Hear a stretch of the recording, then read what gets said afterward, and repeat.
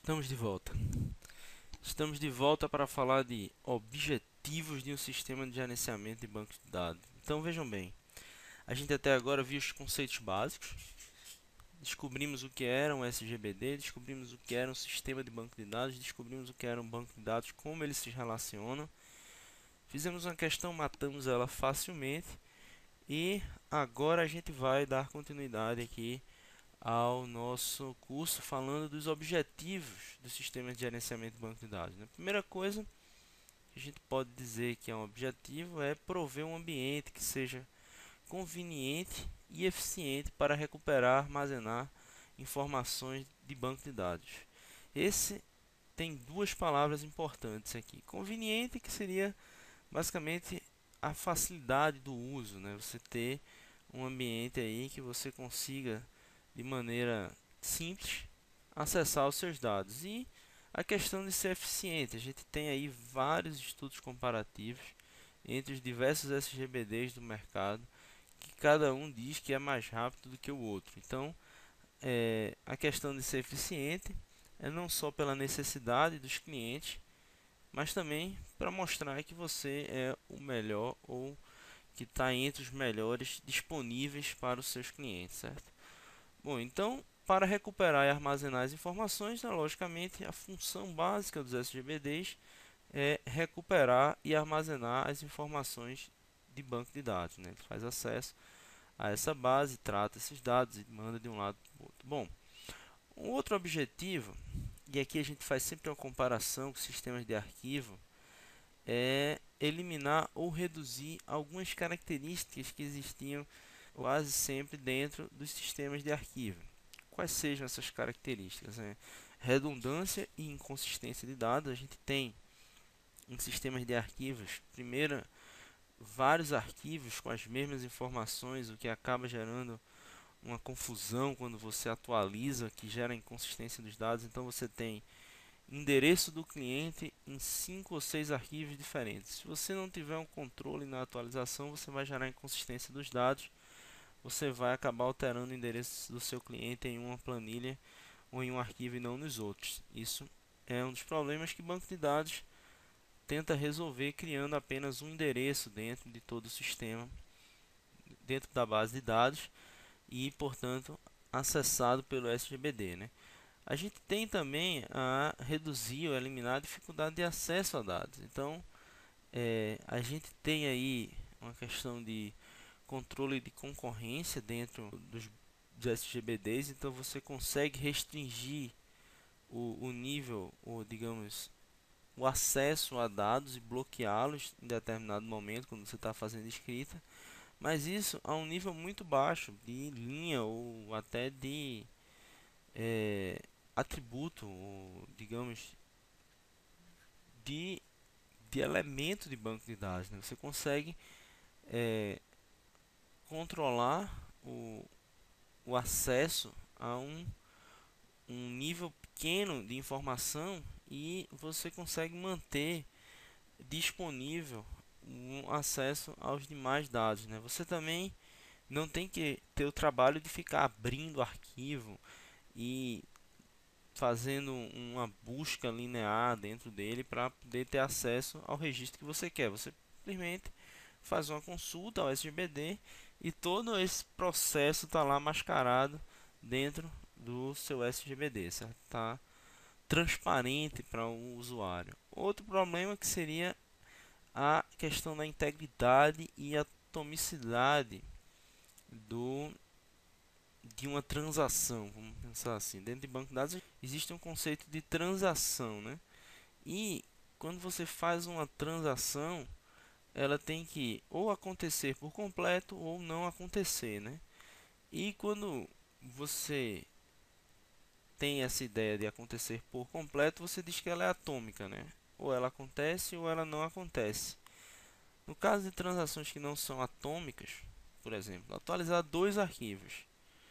Se isso não tiver dentro de um controle, dentro de um gerenciamento de transação, como é provido por um SGBD, você acaba tendo problemas de integridade. Você modifica um exemplo muito claro, um exemplo muito repetido disso são as transações bancárias, né? Você faz uma transferência, você tira de uma conta e bota na outra. Se você tiver dois arquivos onde você debita de uma conta em um arquivo e não credita na outra por algum erro aí nesse intermediário, você vai ter um problema de integridade. Você vai ter menos dinheiro dentro do sistema que deveria ser consistente, certo? Então, para isso, o banco de dados resolve esse problema de atomicidade. Você também tem a questão do isolamento dos dados. Qual é essa ideia de isolamento dos dados, né? Você tem dados dispersos em vários arquivos e esses arquivos podem apresentar diferentes formatos, né? Então é muito complicado você escrever uma aplicação para recuperar de forma apropriada esses dados, ok? Você tende a reduzir o problema de anomalia de acessos concorrentes, né? Então, esse caso aqui de anomalias, a gente pode pensar o seguinte: você tem duas pessoas tentando sacar dinheiro da mesma conta. Então, se você pensar que a transação saque simplesmente libera o dinheiro para você, pega o saldo inicial e subtrai o valor do saldo inicial, o valor do saque, do valor inicial existente na conta e grava esse valor na base de dados, você imagina o seguinte: duas pessoas resolvem sacar dinheiro ao mesmo tempo e as duas mandam sacar R$ 1.000 da conta que tem 2.000 e num determinado momento a primeira vai lá e lê que tem 2.000 na conta e guarda esse valor. Na mesma hora, a outra pessoa pede para sacar R$ 1.000, o sistema vai lá e lê que tem 2.000 na conta e guarda esse valor.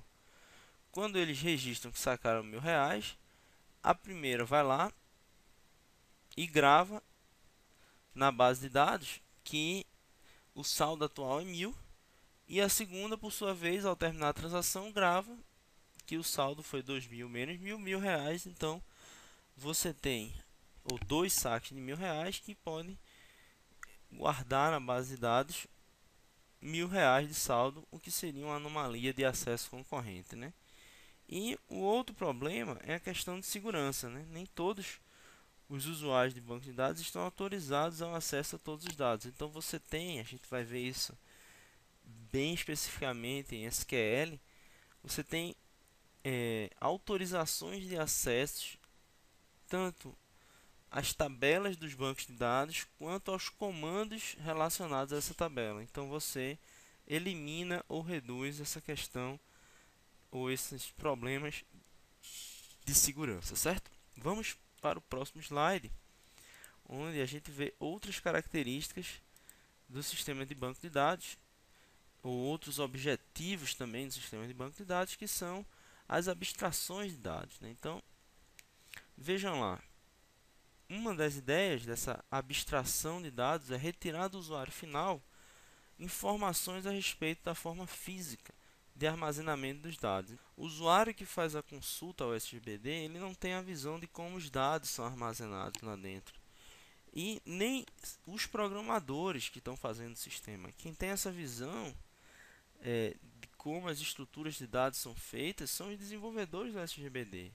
A partir do momento que a aplicação, a ferramenta está pronta, o que a gente quer simplesmente é ter uma forma de acesso ao dado, e para o usuário final ele está mais interessado em ter uma interface de um sistema que mostra para ele as informações corretas. Então pense num usuário de banco, ele jamais vai pensar em retirar aquele sisteminha lá do Banco do Brasil, aquela interface bonita, e começar a fazer operações de transferência com select. Tudo isso é abstraído dentro da aplicação web de acesso ao banco. Então ele simplifica a interação do usuário com o sistema. Isso é uma vantagem excepcional. Então, partindo disso, a gente vai obter níveis de abstração de dados que a gente pensa que não, mas é uma coisa extremamente relevante que já caiu em várias provas. Usuários diferentes têm visões diferentes do sistema, então eles não precisam saber, não precisam conhecer o banco de dados como um todo. Então, para isso, existe o que a gente chama de nível de visão. O nível de visão, a gente tem aqui visão 1, visão 2, visão N, de quantos usuários distintos tiverem no sistema, ou quantos grupos de usuários distintos tiverem no sistema, ele vai conseguir uma visão para cada um desses grupos de usuários. Outro ponto é que esse nível mais alto, ele acessa um nível intermediário que a gente chama de nível lógico ou nível de administradores de bancos de dados. Então ele veio aqui, basicamente a ideia é responder a seguinte pergunta: quais informações devem pertencer ao banco de dados? Então, a partir de uma licitação de requisito através dos determinados ou dos diversos grupos de usuários, você vai ter o conjunto de informações que deve estar armazenado dentro do banco de dados. Então, aqui o administrador de banco de dados ele é capaz de definir um modelo que atenda a todas as necessidades de diferentes usuários. Então, que a partir desse modelo você consiga representar as diferentes visões. Quando ele define esse modelo logicamente vai ser gravado com uma estrutura física de baixo nível, né? Ele vai ser gravado em registradores por meio de uma estrutura de dados qualquer ou através de um algoritmo específico dentro da base de dados. Então, esse nível físico, que como eu falei, é geralmente descrito lá dentro da implementação do SGBD, é lógico que existem configurações em cima disso, mas você tem uma estrutura complexa de baixo nível, descrita em detalhes, e a preocupação aqui é como os dados serão de fato armazenados. Vai ser uma lista ligada? Vai ser uma árvore binária? Vai ser uma árvore B? Como é que a estrutura de dados vai armazenar esses dados do sistema? Se vai existir índices? Quais são os índices? Sobre quais dados esses índices vão existir? Quer dizer, são vários detalhes que estão aqui no nível físico que são transparentes para o nível lógico e, por sua vez, o nível lógico tem vários detalhes que são transparentes para o nível de visão, certo? Pensando nessa ideia aqui, o pessoal de banco de dados criou o que chama-se de arquitetura em 3 camadas. Vejam bem, a gente acabou de falar de abstração de dados, onde a gente tinha o nível de visão, o nível lógico e o nível físico. Agora a gente está falando da arquitetura em 3 camadas, conhecida como ANSYS Spark, que mostra mais ou menos a mesma ideia, mas representada de outra forma, certo? Então, veja lá, a gente tem aqui o que a gente chama de nível externo, que é a visão externa, onde tem a mesma ideia lá de visões de usuários diferentes. E a gente tem entre a visão externa e o nível conceitual, no caso o esquema conceitual, o que a gente chama de um mapeamento externo ou conceitual. Você vê que nesse ponto você tem apenas um mapeamento das informações, você não tem a estrutura física dela, certo? Aí, nível conceitual, você tem da mesma forma um mapeamento conceitual interno para o nível interno, que transforma o esquema conceitual em um esquema interno, que é o esquema de fato armazenado lá na base de dados. E aqui a gente tem mais um conceito importante, que é o conceito de independência de dados. Então veja bem, a palavra lógica e física aparecendo de novo aí. A independência física dos dados fala que se você alterar alguma coisa no esquema interno do banco de dados, essa modificação deve ser transparente para o esquema conceitual de banco de dados. Então, esse fato de a modificação no esquema interno ser transparente, uma característica da independência dos dados, certo? Então, a gente tem aqui também a questão da independência lógica dos dados, né? Então, a independência lógica dos dados diz que você manipulando ou alterando o esquema conceitual, você não altera ou não muda as visões externas de nível de usuários finais. Então, alterar, como a gente pode ver aqui, a representação da seta, né, e alterar o esquema através da independência de dados físicos. Você altera o esquema interno e isso é independente do essa alteração não modifica ou não gera modificação no esquema conceitual. Da mesma forma que a independência de dados lógica, você faz uma alteração no esquema conceitual e essa alteração não é visível ou não é acessada ou não é perceptível, vamos pensar assim, pelos usuários finais, certo? Então, pensando dessa forma, a gente passa apenas aqui para ver a definição de independência de dados, né? Então a gente já viu que existe a independência de dados física e a independência de dados lógica, e a independência é a habilidade de você modificar a definição de um esquema em um nível sem afetar a definição do esquema no nível mais alto, certo? Exatamente o que a gente falou, com uma linguagem um pouco mais formal, né? Então, vamos fazer uma questãozinha? Vamos dar uma olhada nessa questão de 2009 da Agência Nacional das Águas, analista administrativa de desenvolvimento. Veja uma pergunta: o nível de abstração que visa simplificar a interação entre os usuários e o sistema de banco de dados é. Veja que ele está falando daquela primeiro modelo de abstração de dados que a gente falou, e aquele modelo estava dividido em nível de visão, nível lógico e nível físico. E qual é o modelo que visa simplificar a interação entre usuários e sistema de banco de dados, pessoal? A gente viu que é o primeiro, que tem vários usuários, diferentes grupos, acessando cada um com a sua visão o banco de dados. Então, seria basicamente o modelo de visão, né? A alternativa correta.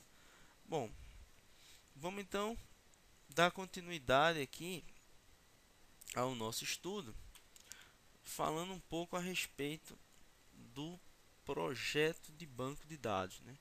A gente já viu toda aquela estrutura de níveis, então agora a gente vai entender como é que esses níveis se relacionam dentro de um processo para a criação de um banco de dados propriamente dito, né? Então, a gente tem essa figura aqui que foi retirada do livro do Navate, e a gente vai se preocupar principalmente com o lado direito da figura, certo? O fluxo à esquerda, que fala um pouco mais sobre um programa que usa a base de dados, a gente vai deixar ela um pouco de lado, certo?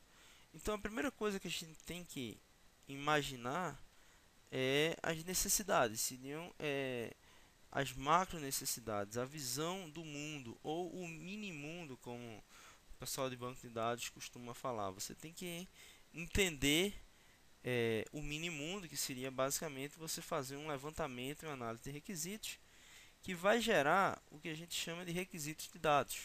É um documento que descreve o que precisa ser representado de uma maneira bem alto nível do seu sistema. Veja que nesses primeiros passos, todo o processo é totalmente independente de SGBD, certo? Então a gente tem a primeira etapa de projeto, que é denominada projeto conceitual. Nesse projeto conceitual, a gente tem como saída um esquema conceitual de alto nível.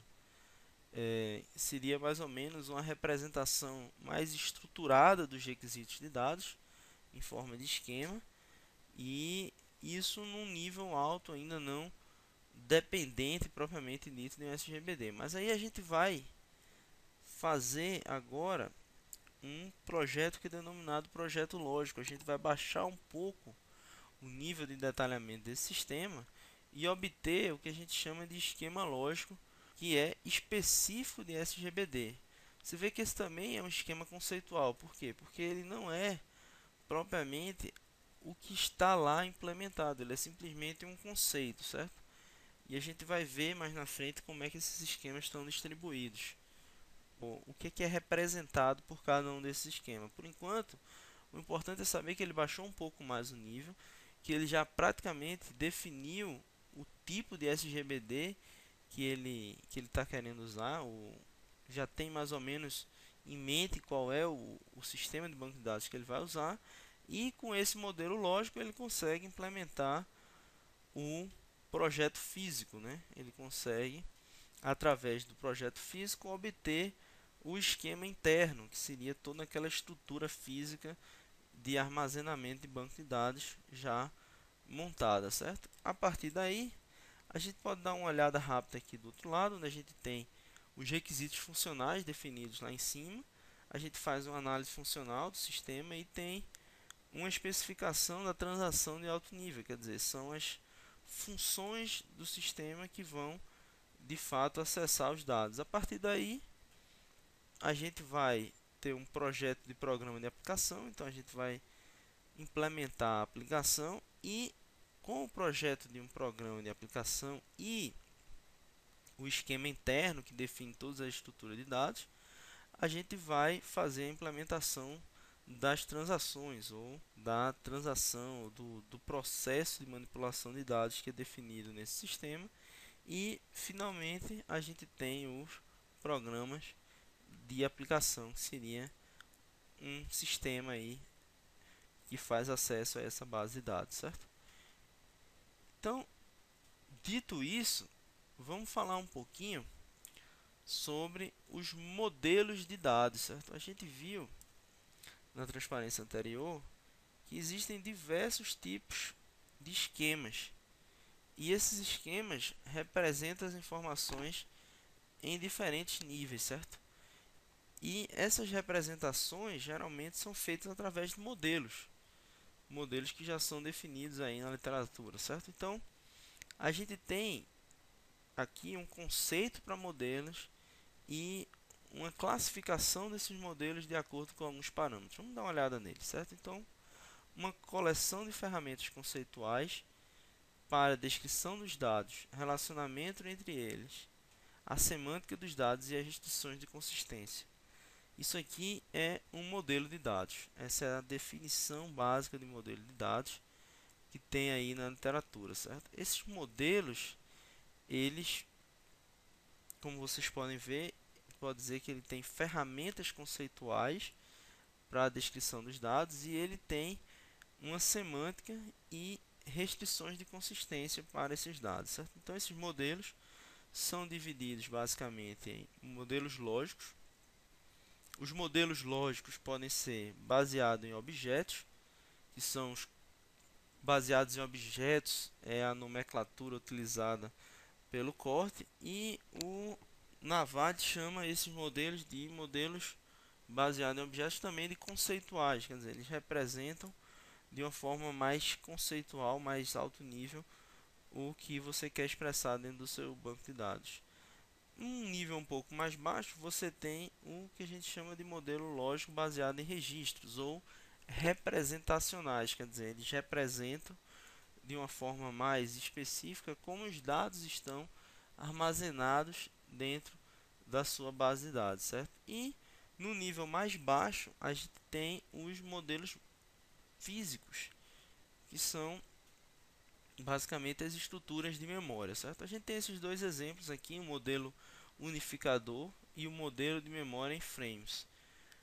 Bom, eu coloquei esses exemplos, vocês vão entender já já porque nos livros de banco de dados que a gente conhece, que foram citados no início da aula, nenhum deles detalha esses dois modelos. Então é apenas para conhecimento mesmo que existem os seus respectivos nomes. Bom, então, aproveitando que a gente está falando dos modelos, vamos ver dentro dos modelos lógicos quais são os modelos que existem, né? Então, nos modelos lógicos baseados em registros, a gente tem o hierárquico, o em rede e o relacional. Então, esses três é bom vocês gravarem, porque pode correr o risco da ESAF cobrá-los em prova dessa forma. Mas professor, vai cobrar um negócio desse tipo? Calma, vou mostrar que vai, já já. Mas antes vamos ver quais são os modelos baseados em objetos. Os modelos baseados em objetos são entidade e relacionamento. A gente vai tratar ainda na aula de hoje sobre esse modelo. Como é que a gente faz uma modelagem de entidade e relacionamento. O modelo binário, o infológico, o funcional, o semântico e o orientado a objeto. Professor, preciso conhecer detalhes desses modelos? Não, ninguém usa muito esses modelos que foram citados abaixo da unidade de relacionamento, com exceção do orientado a objeto. Os outros modelos eu praticamente não vejo sendo usado dentro da área de banco de dados. Mas vejam o que a nossa querida ESAF fez conosco. Questão 3 da prova de analista do planejamento de 2009. Questão 3 na realidade da nossa lista, mas essa foi a questão 54 da prova. Bom, são modelos de banco de dados lógicos baseados em objetos. Vamos lá. Entidade de relacionamento é? É, né? Unificador? Não. Unificador a gente viu que é um modelo físico, né? A gente já viu isso, então anulada, ou essa opção aí, a letra A, infológico, a gente viu que é, né? Objetos, atributos, a gente desconhece esse cara.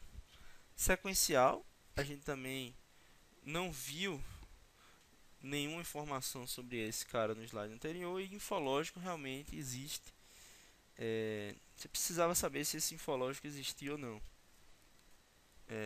Eu lembro até, na época que eu fiz essa prova, o meu amigo saiu da prova dizendo: infológico é com certeza. Mas na época você realmente é uma coisa que você não decora, né? A não ser quando cai assim que você fica atento para cair na próxima. Mas são detalhes, infelizmente, as pessoas que estão fazendo concurso público têm que se ater a esses detalhes também se querem passar no concurso. Vamos lá para a letra C.